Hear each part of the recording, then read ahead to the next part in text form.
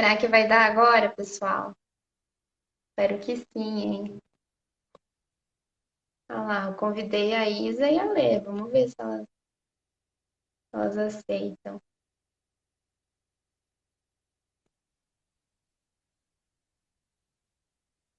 Será que foi, Lê? Eu mandei o convite. Eu mandei o convite para você, Lê. Para você e para Isa.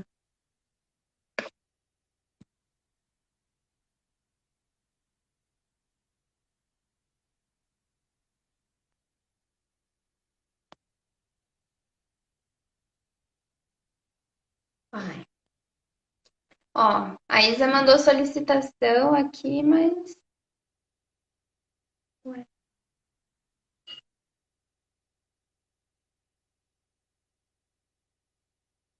Apareceu. Vocês estão me ouvindo? Vocês estão me escutando? A Lê falou que não está me escutando.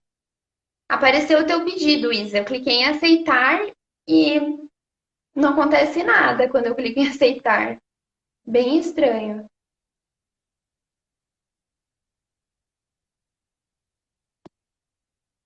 E agora?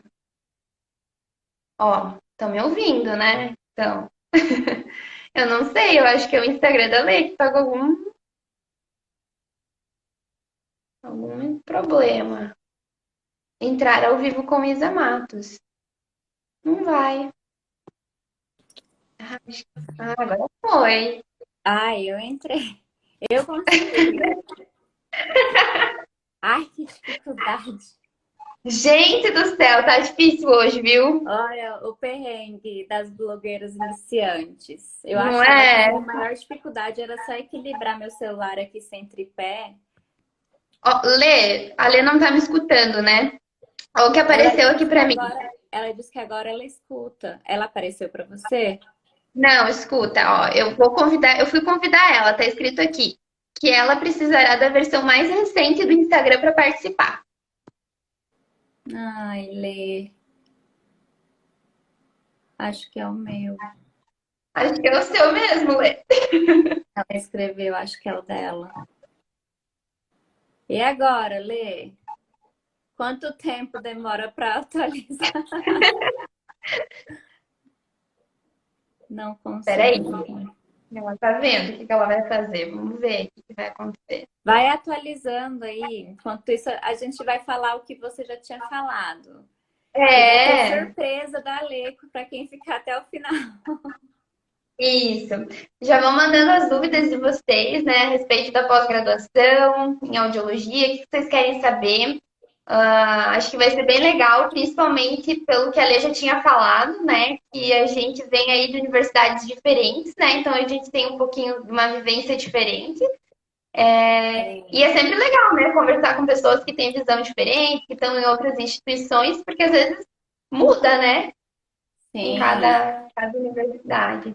É, e a gente acaba recebendo muitas dúvidas, né? O pessoal que acompanha a audiologia científica vê que a gente faz pós-graduação e sempre tem dúvidas de como fazer, né? Como organizar o currículo, qual seria o perfil, né? Quais dicas a gente consegue dar para quem quer entrar. Deu certo? Apareceu o que ela enviou? Apareceu a Gente, acho solicitação. que eu cheguei. Deu certo. Olha, meninas, vou falar uma coisa pra vocês. A Isa tava dizendo assim que ela é uma blogueira mais ou menos, pois então acabei de descobrir que eu sou pior, porque sabe o que que é? Meu Instagram estava desatualizado, era isso. É, menina, não falei? Era só isso. Ainda bem que você falou, porque eu não tava achando. Eu falei, gente, o que que tá acontecendo? Mas era isso, gente. Me desculpe, me perdoe, vou melhorar minha blogueiragem. Vamos lá, Não, é foco no bom que a tema, gente está desculpa. sempre aprendendo. Deu certo, vamos lá, gente. Vamos manter a Bora, fila de então. vocês agora, porque a gente já teve muitos imprevistos, gente, quase 15 minutos disso. Mas o foco, então, sobre a pós-graduação, que eu queria conversar com vocês, como a gente estava dizendo antes, era a questão de a gente estar em universidades diferentes. Então, o que eu pensei da gente começar é cada uma de vocês se apresentar um pouquinho, falar aonde vocês estão fazendo a pós, né? Por mais que eu já tenha falado aí, dado spoiler, né? Qual que é o tema de vocês? Então, vamos começar aí pela Carol. Bom, queria dizer que eu não me formei onde eu faço pós-graduação, tá? Eu me formei lá na UFSC, em Santa Catarina. Aí depois eu fui fazer mestrado na FOB, que foi onde eu conheci a Isa. A gente faz pesquisa ali na FOB na área de zumbido, auxiliares auditivos, né? A AAS, principalmente. E é isso, é mais ou menos essa a nossa área. Então agora a gente está fazendo pós-graduação, eu faço doutorado ali na Faculdade de Odontologia de Bauru, na UFP. Ah, que legal. E você, Isa? Eu me formei na FOB, né? Fiz a graduação, comecei a entrar no ramo da pesquisa com a minha iniciação científica, que na época conseguiu apoio da FAPESP, já foi em pacientes com zumbido e perda auditiva. E aí, desde então, eu venho estudando isso, né? Zumbido, perda auditiva, deficiência auditiva. Fiz o meu mestrado também com esse tema, né? Com o apoio da CAPES, e no doutorado também tem o apoio da CAPES para desenvolver também voltado para essa área, zumbido e perda auditiva. Que Eu legal, posso então. falar uma coisa que eu esqueci? Claro. Que eu sempre falo, mas acho que tem gente que não sabe. A minha graduação, meu TCC, não tinha nada a ver com a área que eu fui estudar no mestrado. Nossa. Bem doida, né? Mesma coisa aqui, gente. Ah lá, ó. Tá vendo? Então já começa por aí, né? Que a gente sempre tem tempo, né? Sempre é tempo de mudar, como se fala. Então eu fazia na área de MO, fiz meu TCC na área de MO e depois fui para áudio. O meu foi a mesma coisa, Carol. Eu fiz em disfagia o meu TCC. Eu gostava muito de MO. E aí eu lembro que, né, não tem nada a ver, gente. Mas assim, olha, total respeito e meus parabéns totalmente sinceros para a galera da disfagia, principalmente nesse momento, né? A Fono aí da disfagia tá, nossa, atuando, trabalhando demais aí na linha de frente. Mas eu percebi que realmente não era para mim. Eu não me identifiquei muito com a área. E eu lembro que eu fiquei na dúvida entre fazer em audiologia, com a professora Cátia Alvarenga, né, biologia infantil, ou em disfagia. E aí acho que acabou calhando de eu fazer realmente mais em disfagia. Já estava meio que fazendo as disciplinas no primeiro semestre, com a professora Cátia seria no segundo semestre. Enfim, as coisas foram caminhando para a disfagia, mas acho que isso fica também o aviso, assim, o alerta de que é possível a gente mudar, assim, de repente, de área, de ramo, e é super normal. Até ia perguntar isso, né? Porque a Isa conseguiu fazer esse caminho, né? De linkando TCC, mestrado, doutorado, sempre na áudio. Mas eu tenho uma história antes do TCC que não era, não tinha nada a ver. A minha história pré-TCC, eu comecei, na verdade, uma pesquisa em linguagem. Na verdade, a minha dúvida na época era qual seria a dificuldade de linguagem, né, de crianças com perda auditiva unilateral. Mas eu chamei uma professora da linguagem. É que acabou que não deu certo essa pesquisa. E aí, nessa época, eu queria até desistir de pesquisa. Eu falei, eu não quero mais saber de pesquisa na minha vida. Quase perdemos uma ótima pesquisadora aí. Mas eu acho que também, eu também tive esse momento, essa crise existencial de pesquisa, até entra um pouco no que a gente, né, preparou aqui no roteiro, né, que era falar um pouquinho sobre essas dificuldades que a gente enfrenta na área da pesquisa, na área acadêmica. E eu acho que uma delas é justamente essa, que todo pesquisador já teve seu momento de crise, de falar assim, meu Deus, não quero mais área acadêmica, não quero mais pesquisar. Eu também tive um pouco isso. Lá atrás, eu fiz uma iniciação científica em voz, TCC em disfagia. E aí, depois da residência que eu fiz, né, em saúde auditiva, daí foi só áudio mesmo. E assim, gente, toda vez que a gente começa a se deparar pela primeira vez, principalmente com estatística, e realmente a metodologia, a mão na massa de publicar um artigo, eu acho que pela primeira vez a gente dá esse impacto de falar, acho que não é para mim.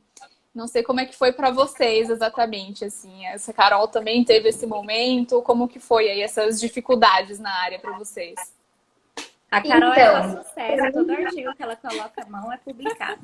Ai, meu Deus, eu vou dar os meus pra colocar não, Carol. Bom se fosse, sim. Eu tive experiência lá na graduação, tive a sorte de entrar num projeto de extensão que tem na UFSC, que se chama COB, eles fazem, é o Centro Brasileiro de Pesquisas Baseadas em Evidências. Então, o que eles fazem lá é revisão sistemática. E não é porque eu fiz, não, mas é muito bom mesmo o curso, o curso, enfim.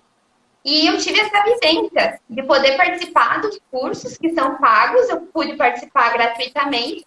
E, né, a partir daí eu fui me inserindo nesse meio da pesquisa. Foi aí que eu comecei a descobrir. Foi por meio de revisão sistemática. Então, você imagina meu susto. Já começou, digamos, com o pé na porta, assim, no sentido da pesquisa, porque o Exato. pessoal, né, que talvez não seja tanto da área, a parte da revisão sistemática, gente, uma das pesquisas mais difíceis, assim, né, que tem, são muitos detalhes, realmente Tá no é um ápice da estudo. pirâmide, né? Isso.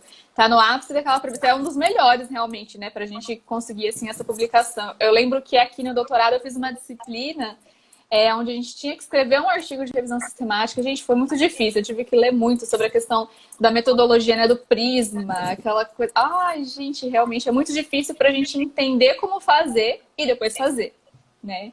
Então a Carol já começou aqui. E tanto que na época, o meu TCC foi uma revisão sistemática, daí porque eu estava nesse projeto de extensão. A professora, minha orientadora, era da odontologia, então ela era dentista, e por isso que eu fiquei nessa parte da DNO. Eu já gostava, mas casou e tinha que ter alguma área que relacionasse, né? Então, Sim. foi tudo se encaminhando para isso. E é isso. Foi assim que eu comecei. E você teve algum momento, assim, de crises desde então? De você achar que não queria mais pesquisa? Alguma dificuldade, assim, que te marcou muito? Que você fala, nossa, aquilo lá foi uma coisa que quase me fez desistir, assim. Vários. Vários momentos. Acho que não teve um momento que me marcou muito, mas a trajetória em si, ela foi de bastante dedicação, né? Não só pelo fato de ser uma revisão sistemática, que eu nunca tinha tido contato, mas por ser meu primeiro contato com ciência, né? Com desenvolver um artigo, com metodologia científica. Então, eu, pelo menos, onde eu estudei, a gente tinha as aulas de metodologia, era lá nas primeiras fases do curso. Então, você não entende muito o que é aquilo, para que serve. Depois que você começa a realmente ver, né, o porquê utilizar. Então, eu acho que foi aí, ao longo da trajetória, fui construindo, né, e é óbvio que vão surgindo algumas dificuldades no caminho, como com qualquer pesquisa, qualquer pesquisador faz parte, né? Sim, com certeza. Eu acho que até isso realmente fica até essa dica, né? Eu lembro que até eu fiz um vídeo no YouTube uma vez que eu falei sobre isso. Eu falei assim, gente, prestem atenção na disciplina de metodologia.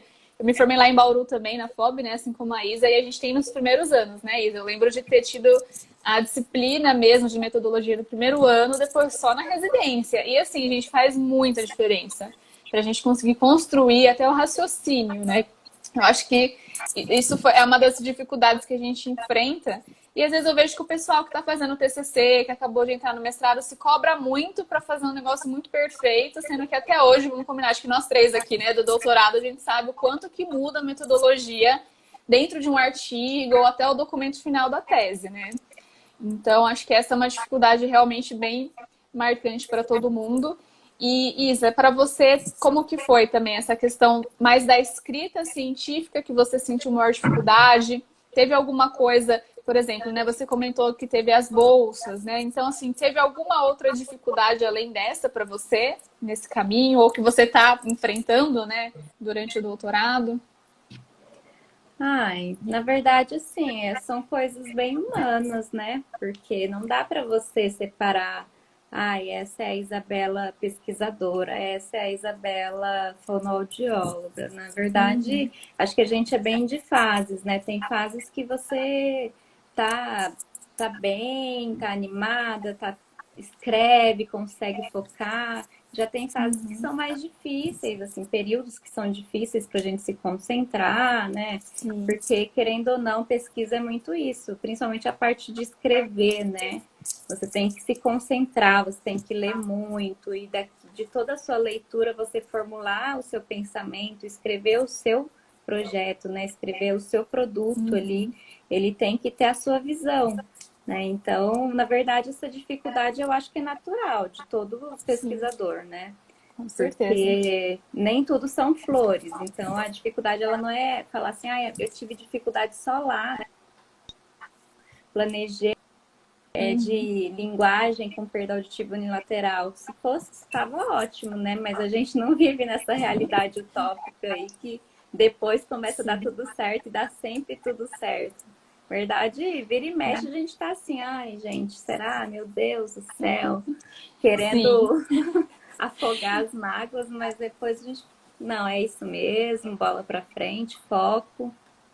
E vamos lá, e coragem, né? Eu vejo que sempre tem uma dificuldade nova, digamos assim. Então, por isso que eu até comentei isso do pessoal que está começando agora, se cobrar muito para ter o projeto perfeito, conseguir publicar nas melhores revistas, coisas que realmente são muito difíceis, levam anos, inclusive, né, para a gente conseguir isso. E eu acho que agora, nesse cenário também de pandemia, uma coisa que, pelo menos para mim, o que eu sinto que eu estou enfrentando de muita dificuldade é a coleta, porque assim, eu consegui coletar alguns, mas o ideal seria realmente a gente aumentar esse número de sujeitos. E agora a gente está numa fase, ainda mais aqui em São Paulo, né, que é o centro de tudo, ali no HC, né, a gente tem realmente o setor, os leitos, então é um pouco complicado a gente conseguir chamar o paciente para coleta. E aí isso é uma coisa que desanima. Isso é uma coisa que eu, sinceramente, já dá uma desanimada, porque a gente vê o que isso vai ser um reflexo lá na frente de uma publicação, por exemplo. Ah, porque você tem uma população pequena. E aí, de repente, alguma revista já não aceita. Então, eu sinto, como a Isa falou, essa questão mais humana mesmo, de que a gente desanima, a gente fica estressado. Eu falo assim, meu Deus, mas como é que eu vou coletar mais gente nesse cenário? Às vezes o paciente, sei lá, de 50 a 60 anos fala assim, olha, infelizmente eu não vou, porque né, eu tô nessa fase aí, nessa faixa de risco. Eu vou falar o quê para ele? Eu vou falar parabéns, fique em casa, isso mesmo. Né? Então, por mais que isso para mim seja ruim, né, no sentido da pesquisa, eu não tenho como separar e ser totalmente fria. Né? A gente tem que levar isso em consideração. Para vocês, como que tá essa fase? Olha, tensa. Eu terminei o mestrado, vou contar um pouquinho do que aconteceu, tá? Eu terminei o mestrado a início de 2020, que foi em fevereiro que eu defendi, se eu não me engano, que foi bem quando começou a pandemia, lá fora. E eu tava tudo tranquilo por aqui, né? E aí veio com tudo pro Brasil.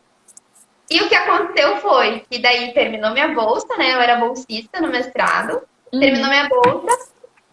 Fiquei em Bauru, pagando aluguel, precisava trabalhar e estava fazendo doutorado, porque assim que eu terminei o mestrado, eu já comecei o doutorado. Falei, meu Deus, o que eu vou fazer, né? Eu falei, vou voltar para casa, porque eu não sei o que vai ser dessa situação. Tava todo mundo muito desesperado no início, porque a gente não sabia, né? Não sabia o que era o vírus, não sabia o que ia ser do amanhã. Voltei para minha cidade natal e agora eu tô morando aqui, fazendo tudo à distância, do jeito que dá. Tive que mudar o meu projeto de pesquisa, ia ser um projeto de pesquisa clínica. Tive que mudar, tô vendo ainda ao certo o que vai ser, então tá sendo uma fase bem complicada, não só para mim, né? Acredito que para todo mundo, mas não tá sendo fácil, né? Esse momento realmente pegou todo mundo de surpresa. Com certeza. E para você, Isa, como que tá esse período? Porque você tá em Bauru, né? Assim, realmente, fisicamente, tudo. Você tá também nessa fase de coleta? Afetou alguma coisa para você? Como que tá essa questão de pandemia e pesquisa? Eu acho que não tem um setor, eu acho que tá normal, né? No meio disso tudo que tá acontecendo, mas a fase que eu tava, né, no começo do ano passado, ia fazer um ano que eu tinha entrado no doutorado quando começou a pandemia. Então, e o meu projeto, ele é vinculado, o meu doutorado é vinculado ao mestrado de um outro aluno, né, de um outro pós-graduando. E o tempo de mestrado, a gente sabe, ele é mais curto do que o tempo de doutorado. Né? Então, entrou a dificuldade porque seria o último ano dele, né, de mestrado, e aí ele não conseguia, né, porque ficou proibido de entrar no campus, né? Inclusive, até hoje, a gente está proibido de fazer pesquisas, né? Não está podendo coletar nenhum tipo de coleta, na verdade.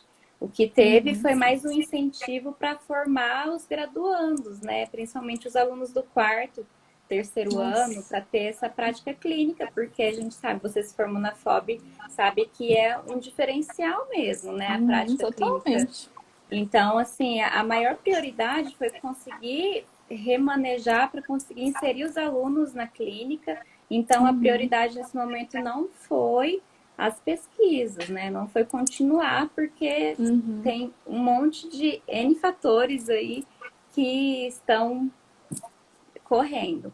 Então, assim, por conta disso, o mestrado do meu colega precisou sofrer uma prorrogação aí do prazo, né? Então, ele já era para ter defendido, pediu uma prorrogação, mas já está bem perto de finalizar. E eu só consigo fazer a minha coleta com a finalização dessa parte dele, né? Porque a gente está desenvolvendo um aplicativo. Então, eu preciso que o aplicativo esteja desenvolvido para poder aplicar. Então, eu ainda não tinha pacientes selecionados, porque essa é a segunda etapa do meu estudo, né? Do meu projeto. Mas não teve como. Eu acho que todo mundo foi influenciado e está todo mundo aí numa fase bem complicada, né? De prazos, de angústias e... E de tudo isso, né, eu vejo que é uma das coisas que, para mim, acaba pesando um pouco nesse sentido da ansiedade, dessa, né, questão, assim, é em relação às publicações, né? Porque eu fico pensando se a gente realmente vai ter essa colher de chá na hora que a gente for tentar publicar tudo isso. Porque, assim, eu ainda penso, né, falando até de mim, em 2019, eu tava muito, muito intensa, 40 horas total aqui no HC, que eu fazia o Fellow também, né? Para quem não sabe, é uma especialização, tipo pós-residência em implante coclear, e eu fiz o doutorado junto.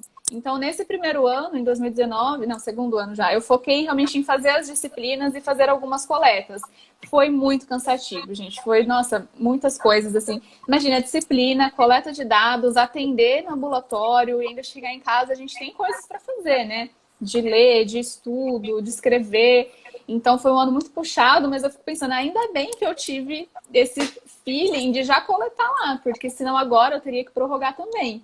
Então, eu tenho poucos sujeitos, mas eu tenho alguns. Eu tenho algum estudo para pelo menos conseguir defender a tese e tentar publicações. Então, tudo isso para dizer que realmente a gente tem que ser aí muito... Não que outras profissões não tenham que ser, mas o pesquisador aqui no Brasil, eu digo que é o maior guerreiro que existe, porque a gente trabalha com situações muito adversas já sempre. E nesse período de pandemia foi uma coisa assim que a gente teve que realmente se reinventar.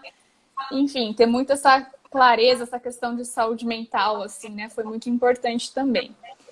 Mas pensando em algumas coisas boas, vai? Vamos pensar no lado bom também da pós-graduação para não assustar demais aí o pessoal, assim. O que mais fez vocês buscarem realmente essa área, a área acadêmica, né? O que mais despertou em vocês esse interesse? Vamos começar pela Carol. Olha, eu acho que para mim eu sempre gostei muito de estudar, então sempre foi algo que para mim era gostoso de fazer. O meu primeiro contato lá na graduação foi impactante, fiquei um pouco assustada. Eu falei, meu Deus, eu não vou dar conta, é difícil, é estranho, é tudo novo. E depois, depois da trajetória, que eu fui ver os resultados que eu tive da trajetória que eu estava fazendo, eu percebi o quanto aquilo me satisfazia de ver pronto o trabalho. E isso é muito louco, porque eu não sei se vocês acham isso também, mas na minha opinião, vicia, fazer artigo vicia. Você quer fazer mais, você quer melhorar, você quer que seja melhor. Ela tem um vício de estranhos. E não só fazer artigo, né? É óbvio que também compartilhar conhecimento, falar com pessoas jovens, mais jovens do que você, com o pessoal da graduação, ter essa troca, isso é muito legal. Né? Isso impulsiona você mais pra frente, a querer fazer mais. Eu não sei, eu me sinto assim. Eu acho que é isso que me faz gostar tanto dessa área. E pra você, Isa, você não tem esse vício aí meio doidinho? Falar que eu sou viciada em escrever um artigo.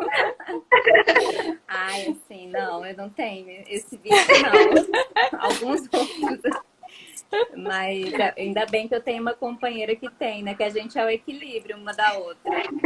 Mas É, o que mais as pessoas vão percebendo, né? Quanto mais eu abro a boca, eu vou vendo que a gente é o equilíbrio mesmo.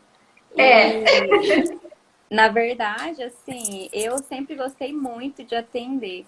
Só que eu via que existia uma distância muito grande entre a prática clínica e a pessoa que faz pesquisa, né? A pessoa que faz Uhum, pós-graduação no estilo que a gente faz, né? Mestrado e doutorado. Então, e eu nunca entendi o uhum, isso, sabe?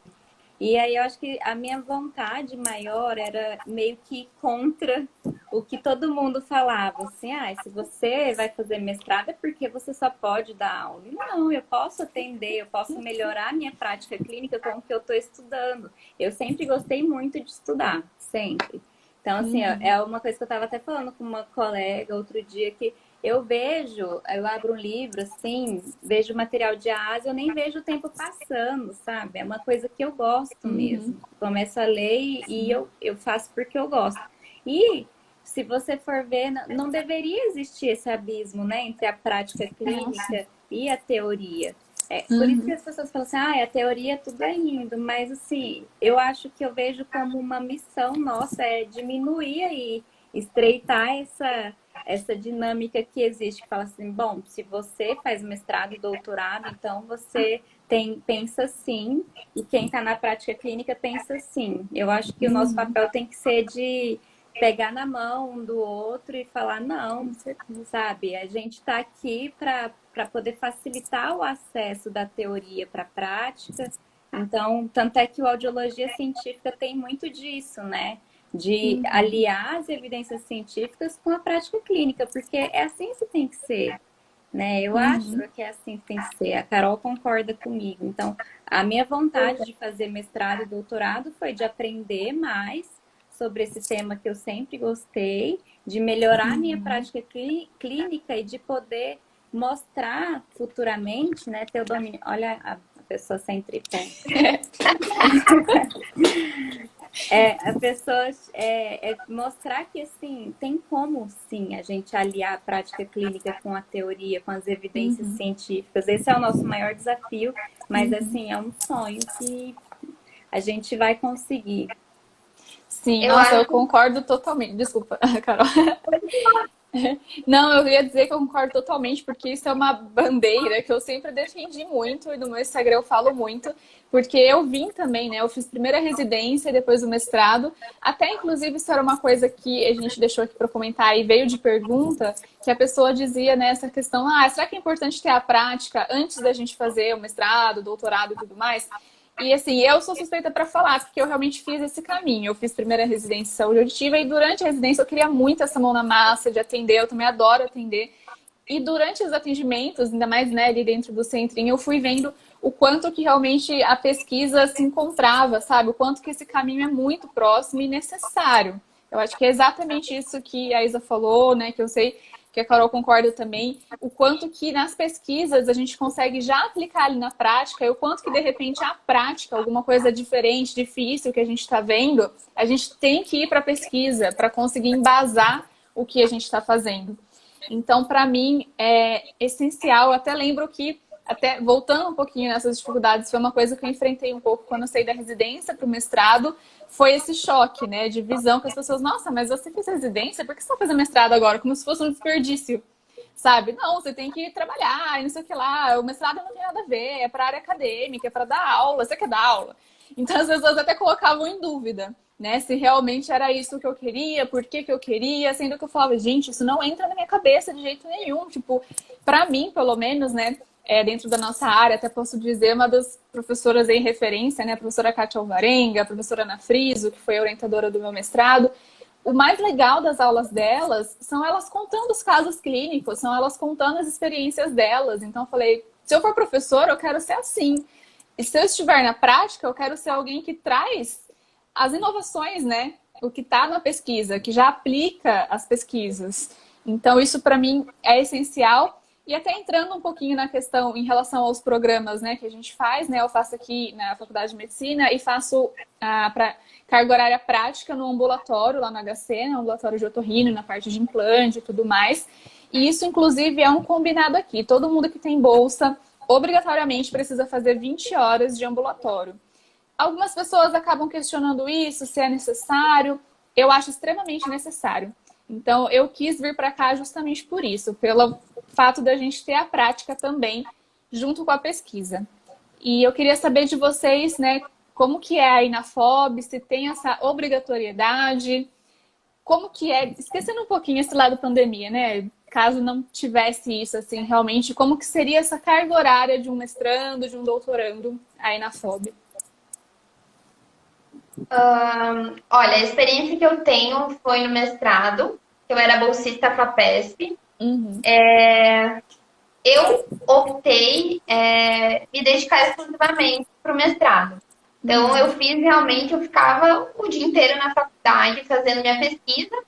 E já até entrando nesse assunto que você estava falando, eu saí da graduação e fui direto fazer mestrado. Não tive vivência profissional antes.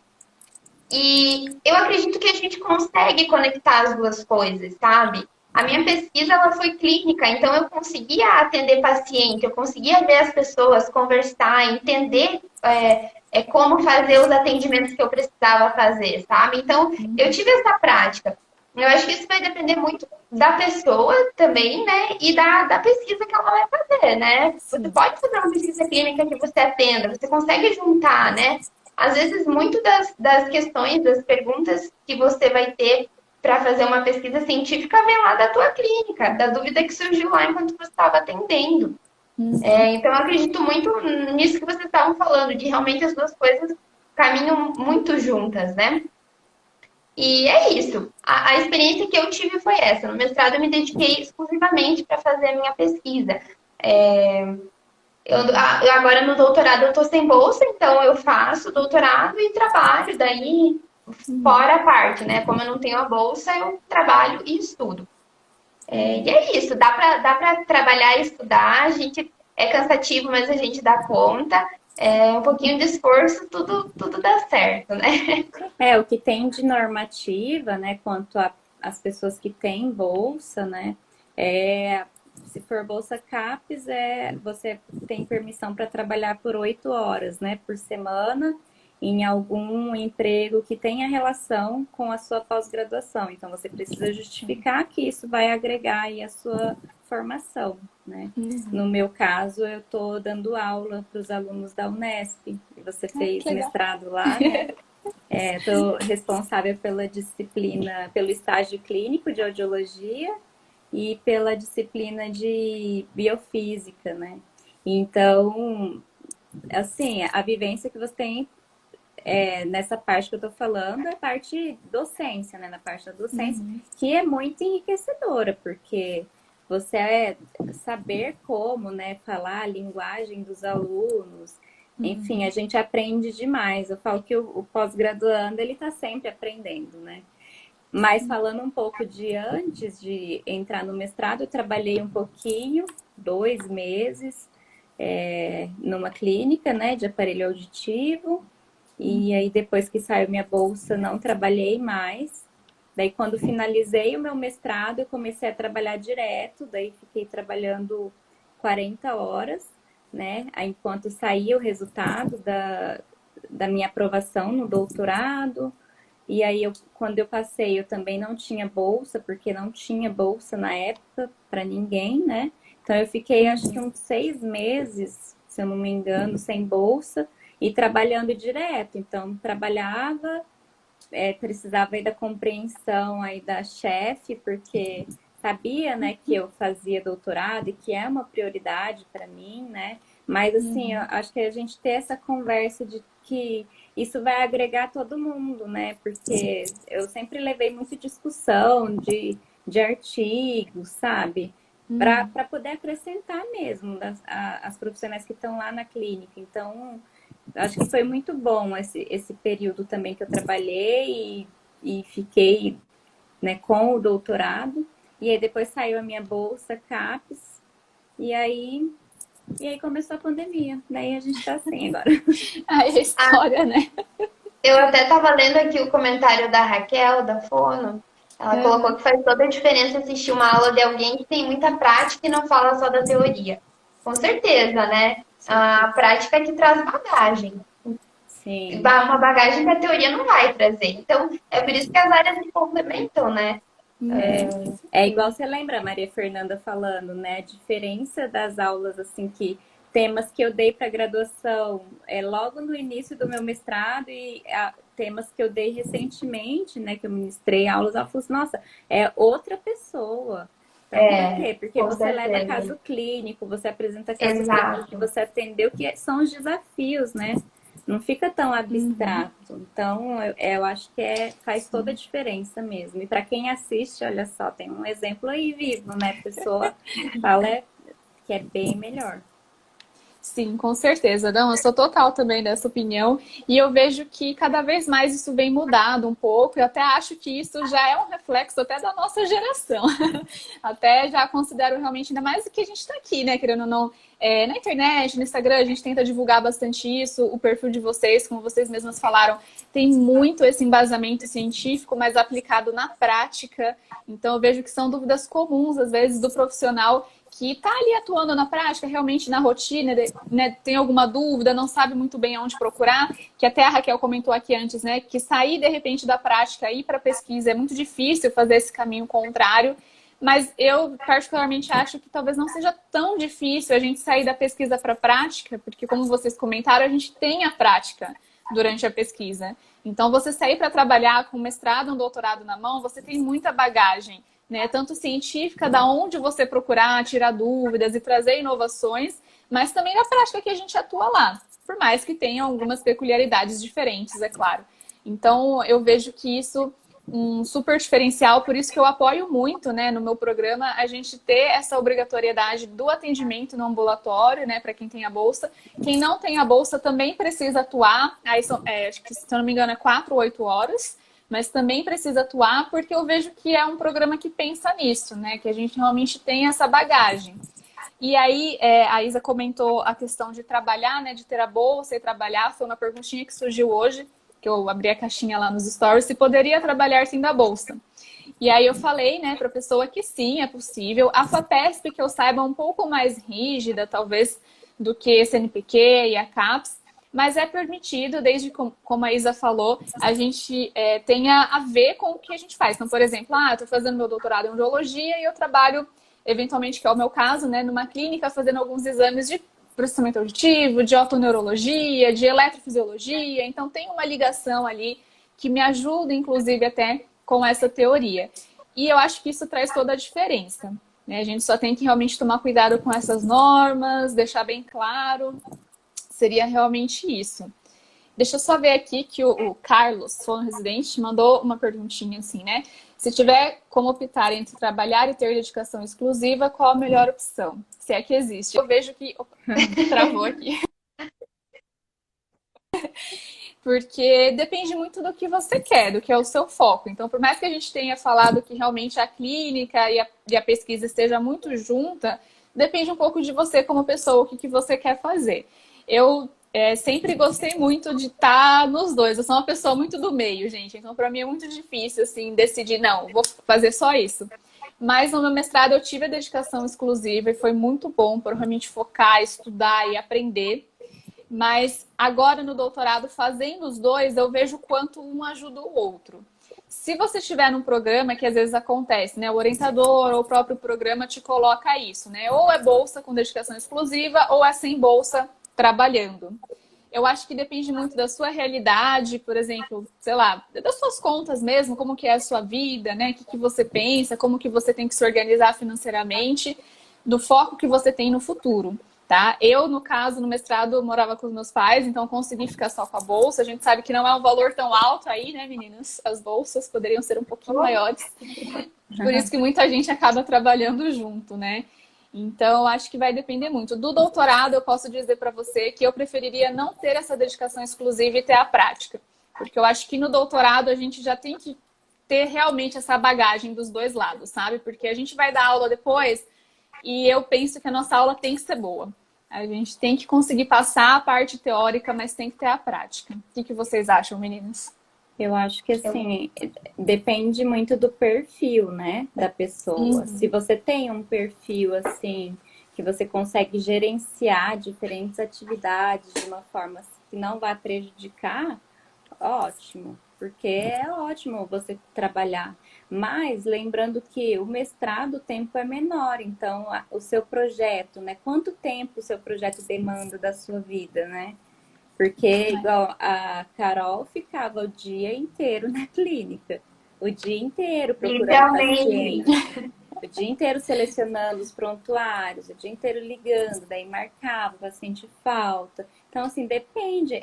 O projeto que ela se propôs a fazer era inviável que ela trabalhasse, né? Então, depende muito do que você pretende desenvolver no seu mestrado, né? Porque eu acho que ele fala de mestrado, porque ele está na residência, e ele já trouxe umas dúvidas, assim, de mestrado, então, acho que ele está falando mais nesse sentido. Então, no mestrado, como o tempo é menor, tem que ver todas essas questões, né? Qual vai ser o trabalho a ser desenvolvido? É uma pesquisa clínica, pensando que pesquisa clínica envolve outro ser humano, né? Seres humanos são difíceis, você agenda, pauta, enfim, tudo as dificuldades que existem na pesquisa clínica. Ótimo, Isa, realmente. Isa, acho que vale a pena lembrar também que para quem tem bolsa, o período é um pouquinho mais curto para a defesa, tanto do mestrado quanto do doutorado. Não sei como é que é nas outras universidades, mas acredito que seja parecido ou igual. Ali na FOB, no mestrado, se eu não me engano, são 2 anos para você defender com bolsa e 3 sem bolsa. E no doutorado são 3 com bolsa e 4 sem bolsa. É isso ou eu tô falando bobagem? É isso, né? Eu acho que é isso, Carol. Eu acho que vale a pena a gente comentar, né? Que tem esse tempinho um pouquinho maior para quem não fica com a bolsa. Sim, é verdade, meninas. Isso foi, nossa, excelente vocês comentarem isso, porque a gente tem que dar conta, né? Uma vez que você entrou, principalmente com a bolsa, você precisa finalizar, gente. Isso é uma coisa que eu vejo que é pouco comentada, porque é uma coisa realmente séria, mas assim, se você não termina o seu mestrado, o seu doutorado, e você tem a bolsa, você tem que devolver. E aí é realmente uma coisa, né, pesada, assim, de você pensar tanto, porque, poxa, o seu nome, né, é uma vergonha, assim, passar por isso, mas pelo valor também que precisa ser devolvido. Então, acho que foi uma ótima dica. Para mim, né, como eu comentei essa questão, como o meu programa exige essa prática junto, eu vejo que eu consigo realmente dar conta de estar trabalhando, estar na prática e fazer a parte científica, porque já é algo calculado realmente dentro desse tempo, já faz parte dos créditos e das minhas obrigações. Então, por isso que eu comentei que a prática para mim no doutorado é importante. A minha pessoa, eu consigo e eu gosto, acho importante ter um trabalho mais formal no sentido da clínica, né, de já estar no mercado de trabalho, mas acho que é muito válido o que vocês falaram da pessoa se autoconhecer também, de falar, nossa, não, para mim é muita coisa, eu preciso sentar, eu preciso focar, porque é claro que a gente tem que fazer um bom trabalho, né, a gente vai sair com o título, mas tem que sair não somente com esse título, a gente tem que sair também fornecendo algo para a comunidade científica, tem que sair mostrando qual foi a importância do nosso trabalho, né. E até pensando nisso em relação aos temas, às inovações, também teve um pessoal que perguntou, será que estudar PEAT já está muito ultrapassado, já tem muito estudo? Eu falei, olha, gente, eu acho que não, tem muita coisa que a gente pode estudar ainda de cada área. Então, eu queria saber de vocês, assim, o que vocês veem de mais inovação, né, na área de estudo de cada uma, e o que vocês acham que realmente pode ainda ser estudado, que ainda falta, assim. Olha, eu acho que tem muita coisa, muito estudo feito, mas uma das nossas grandes dificuldades é a questão da metodologia.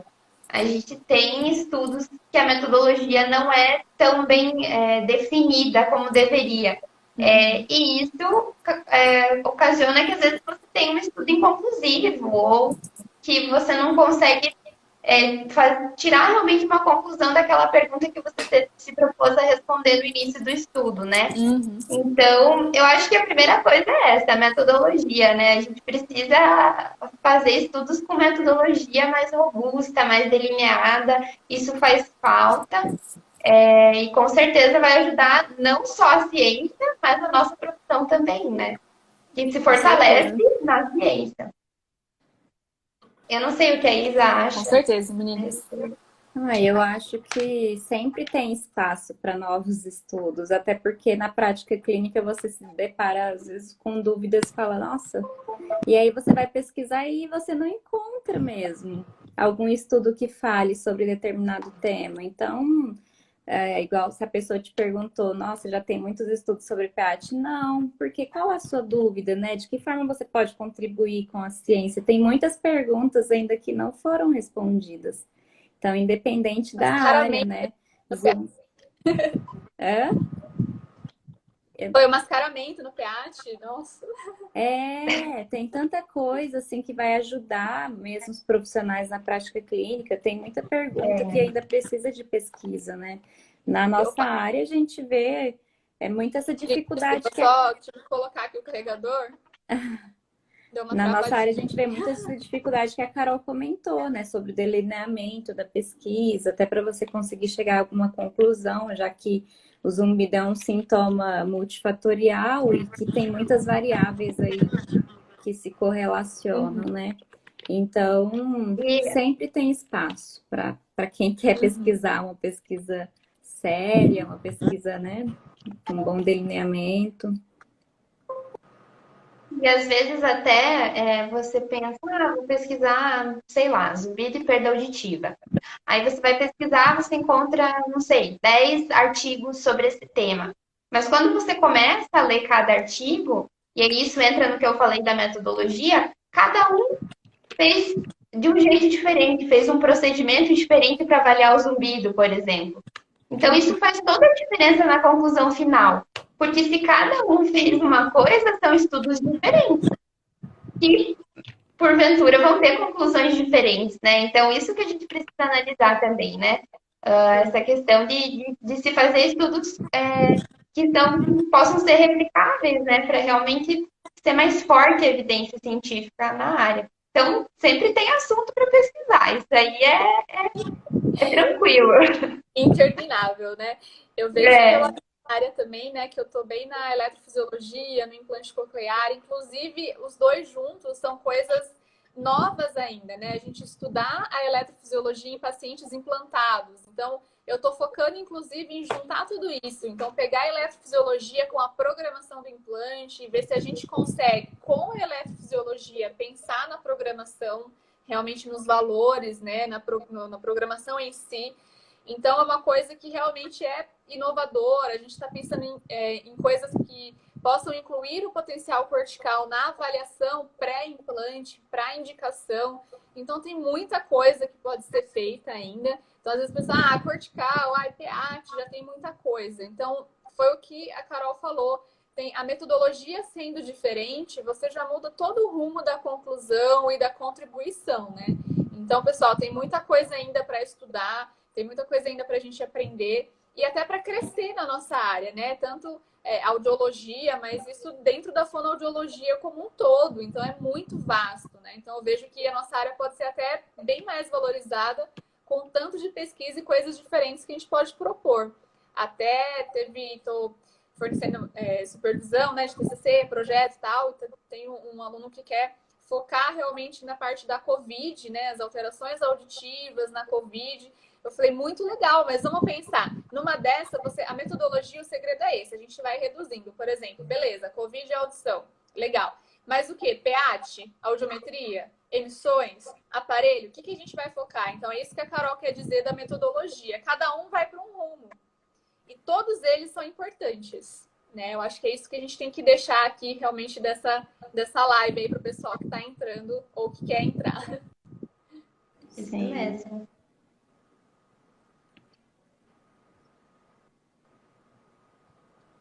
Pessoal, não sei. Acho que deu uma travada. Que tá uma travadinha também. Voltou. Vamos ver se volta.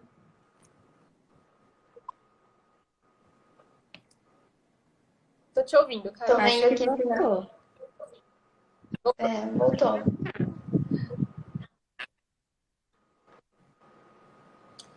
Bom, não sei se mais aqui tá normal. Ó, Carlos tá Agora eu normal. tô, gente. Então, tudo certo. É, a gente já tá nos finalmente mesmo aqui, né?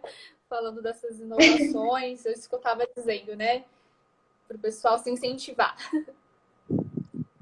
Teve uma pergunta aqui no começo, eu tô tentando encontrar ela aqui. Uhum. Ah, Aqui, ó. A do TCC, Isa? é, Ó, ela perguntou Ah, assim, ó. sim. Você que fez TCC de zumbido e perda, foi avaliando que tipo de paciente? eu tô tentando até agora Zumbido. chegar nessa pergunta. Ah, você que fez TCC. Só consigo lendo, gente. Sou bem visual. Foi Tu chegou avaliando. a fazer com zumbido e perda a pesquisa, Isa, ou não? Foi, meu TCC foram 30 Ah, pacientes com perda auditiva sensório neural de grau moderado, leve a moderado, né? E com queixa de zumbido bilateral contínuo. Foi assim a minha pesquisa. E aí a gente adaptou o aparelho auditivo. A princípio, essa pesquisa foi sem gerador de som, então apenas o uso da amplificação na redução do zumbido, né, associado às orientações fonoaudiológicas. Tivemos ótimos resultados. Consegui publicar no primeiro ano do mestrado esse TCC. Foi bem legal. viu? Bom, o foco é esse, né? A gente faz pesquisa para publicar e realmente conseguir fornecer mais ideias. Isso é até uma coisa que eu falo bastante para o pessoal, que a gente tem que focar bastante a nossa leitura na metodologia e na conclusão, porque é de lá que saem novas ideias. Então, por exemplo, às vezes eu posso concluir na minha pesquisa que o cortical, putz, não ajudou em nada na programação do implante, não teve nada a ver. Mas daí você pode ter uma outra ideia com base na metodologia que eu fiz, falando, ela não fez isso daqui. Então, esse é o maior segredo, você encontrar nas pesquisas que você leu o que falta, qual que é o gancho que você pode pegar. Nisso você consegue trazer uma coisa inovadora, consegue realmente uma boa publicação. Então, só para a gente já ir pensando aqui em finalizar, eu tinha comentado para o pessoal que estiver aqui, se quiser me chamar, vou dar um cupom de desconto, que eu tenho um e-book onde eu falo justamente sobre isso, como que a gente transforma um projeto num artigo, como que a gente... As etapas, né, meninas, para a gente colocar um artigo, eu tenho vários documentos, não é só o artigo em si, né? Então, vários detalhes.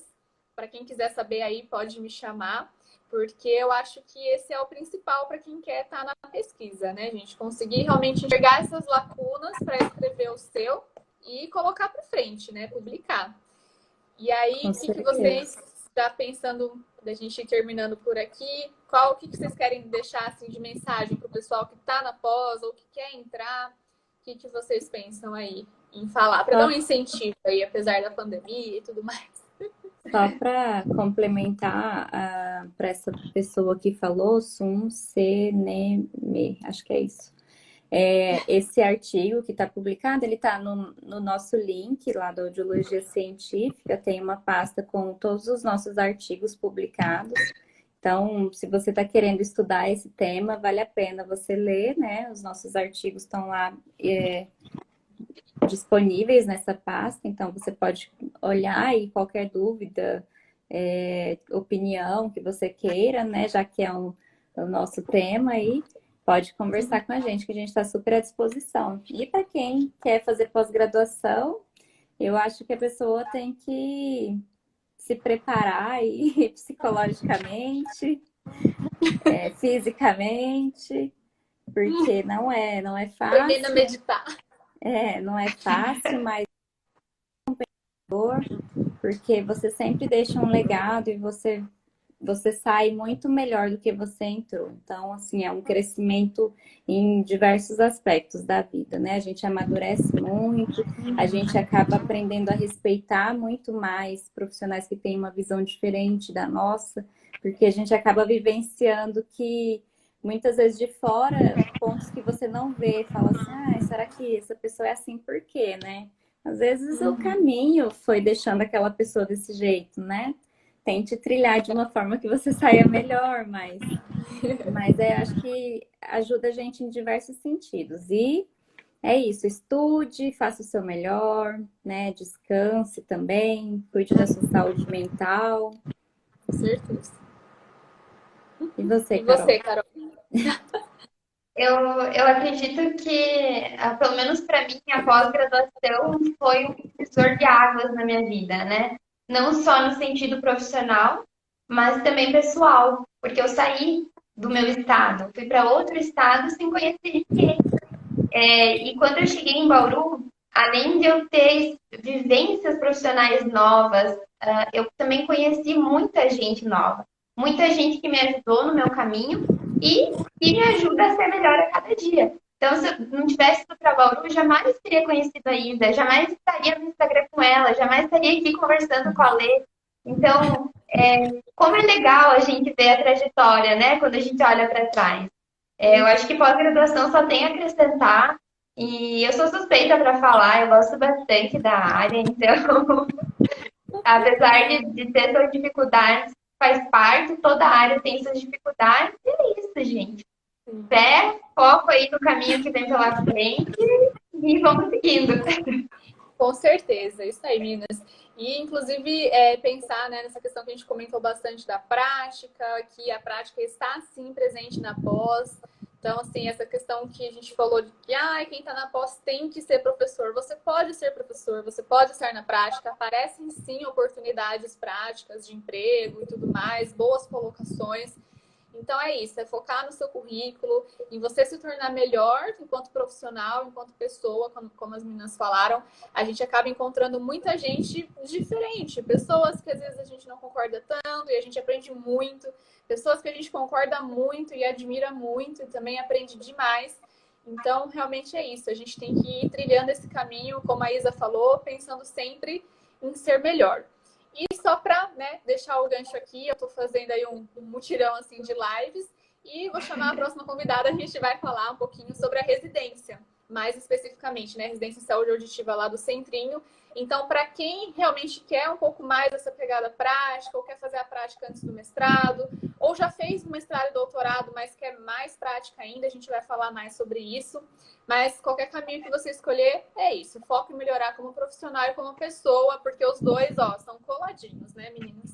Com certeza. Com certeza. Foi ótimo participar dessa live. Nossa, muito obrigada pelos comentários aí do pessoal que assistiu até agora. Aguentou nossos perrengues de blogueiros Nossa, iniciantes. As blogueiras tá meio enferrujada aqui, mas nós vamos melhorar. A próxima vez vai estar tudo certinho. Lê, muito obrigada pelo convite, tá? A gente ficou muito feliz de receber teu convite. E saiba que você tem a nossa parceria aí.